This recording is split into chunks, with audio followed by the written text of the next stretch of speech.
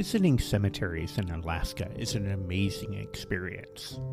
There's something special about these final resting places that are nestled in picturesque settings, framed with snow-capped mountains in the background, or maybe being situated near gurgling rivers with such wildlife as bald eagles, moose, and bears also frequenting the sites. I was lucky enough recently to visit a pair of historic cemeteries in two different Alaskan cities, and I'll be posting videos of those individuals, starting with this profile of Genie Chance, buried at the Evergreen Cemetery in the Alaskan capital city of Juneau. Let's take a look at Chance's burial plot, Juneau. I'm standing in Juneau, Alaska on a drizzly day in July, and I'm standing next to the grave of the great Genie Chance. Genie Chance was a native Texan who came to Alaska in the 1950s, shortly after it became a state, with her husband, and they lived up in Anchorage, Alaska. Genie Chance became a radio reporter at a station in Anchorage, Alaska, and then in the 1964 Anchorage earthquake, the strongest earthquake ever to hit North America, and the second strongest earthquake ever, she ended up going on the radio for about 2.5 days straight, updating people around the world and what had happened to her city, which of course was just devastated. But she became a hero. She became someone who broke so many first in the broadcasting industry, and then later she became a congresswoman in the state of Alaska. She remarried. She remarried William Boardman after divorcing her husband,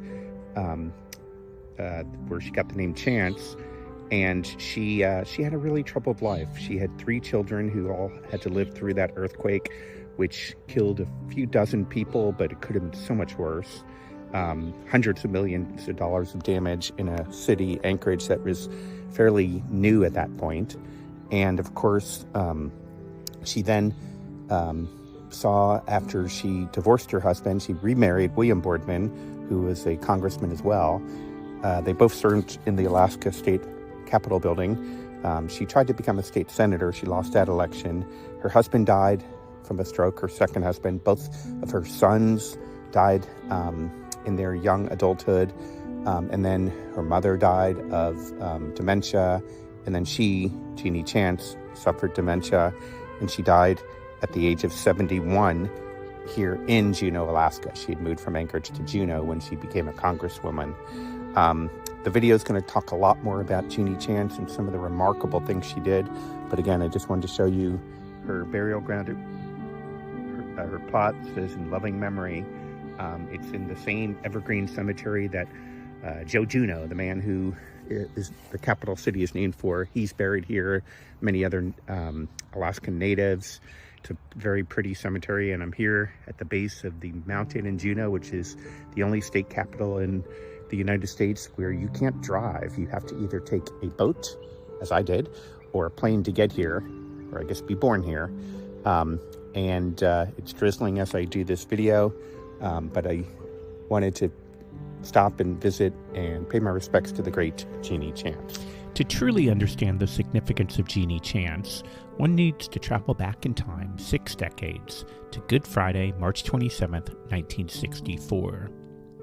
On that date, Chance was a young 37-year-old part-time reporter for KENI Radio, who lived in Anchorage, Alaska with her husband and 3 children. While taking one of her sons shopping in downtown Anchorage that evening, the largest earthquake in North American history and the second largest earthquake in recorded history anywhere struck Alaska at 5:36 p.m. Alaska Standard Time. The quake registered an estimated 9.2 on the Richter scale and was centered about 80 miles southeast of Anchorage, with the epicenter coming below Prince William Sound. Now keep in mind that Alaska had only been an American state for 5 years back in 1964. Anchorage was already the largest city in the state, but it was still only home to about 100,000 people back then, which was really about 40% of the state's entire population. The devastating earthquake lasted over 4.5 minutes, and once the initial shaking stopped, the wide-scale damage of the quake's powers was immediately noticeable in Anchorage, as well as in the smaller neighboring Alaskan villages. There are several outstanding books and videos on the 1964 Alaskan earthquake. Before visiting the Evergreen Cemetery, I read This is Chance, the Great Alaska Earthquake, Genie Chance, and the Shattered City She Held Together by author John Morellam, and that's where most of the information in this video was learned. Chance was later quoted about those initial memories of when the earthquake started, that she thought her car had blown a tire before realizing the entire downtown street had caved in, grabbing nearly everything in its path. Nothing was said between us for a few minutes, and I said, it's not a blowout, it must be a hard wind. And he says, boy, it's a wind all right. But the car bounced worse and worse. And born in Texas on January 24th, 1927, Emma Jean Broadfoot, but everyone called her Jeannie, graduated later from North Texas State University, and then she married her first husband, Winston Chance, in 1947. The couple became the parents of 2 boys and a girl, all born during the 1950s. But Winston always struggled to make a living, so the family moved to the nation's now 49th state shortly after Alaska statehood became official in January of 1959. In Anchorage, Jeannie was able to benefit from her college speech and broadcasting background to become Alaska's first female radio reporter when she began working part-time for KENI Radio. This was a job she still held 5 years later when the earthquake struck, but at this point she had much more elevated responsibilities on the air. She covered everything from city crime to dog races in general. The night of the earthquake, Genie Chance had taken her youngest son, Winston Jr., to pick up some supplies for his Boy Scout activities. So she was downtown and close to some of the bigger buildings in the growing city of Anchorage. And as soon as the earthquake stopped, she was ready to offer first-hand accounts of the damage to the local radio station. A brand new 5-story downtown JCPenney's department store was the pride of Anchorage, and one of Chance's first on-air reports to KNEI described the damage to the department store. The JCPenney building had 2 walls collapse. However, it is believed at this time that everyone who was inside the building managed to escape safely. Her calm reports reassured the local Anchorage residents who had no electricity, no heat, and no telephones. But they were able to hear the radio reports on their transistor radios. These reports were rebroadcast worldwide, providing the only information about the scope of the natural disaster to the rest of the world. Now keep in mind again, this was in the throes of the heart of the Cold War. Challenges between the United States and Alaska's nearby neighbor, the Soviet Union, had dominated the headlines during the early 1960s and 1950s. Chance stayed on the radio for over 24 hours after she first reached the radio station. And since there was no real organized public information office in Anchorage, she diligently provided specialized information to the area residents. Bill Noble would like to get a message, if at all possible, as to their whereabouts and if they are all right. Merrill Flieger, who lives on 86th Avenue. The calm reports of Genie Chance continued on the radio. Waiting for any word of their children. At some point, she realized she needed to let her family back in Texas know that she and the rest of her family were fine, and so she broadcast a personal message. For me, and get the word to my family in Bonham, Texas, that the Chance family is all right. After that report went out over the air, numerous calls were placed to the Chance parents in Bonham, Texas, to let Jeannie's parents know that her daughter was just fine.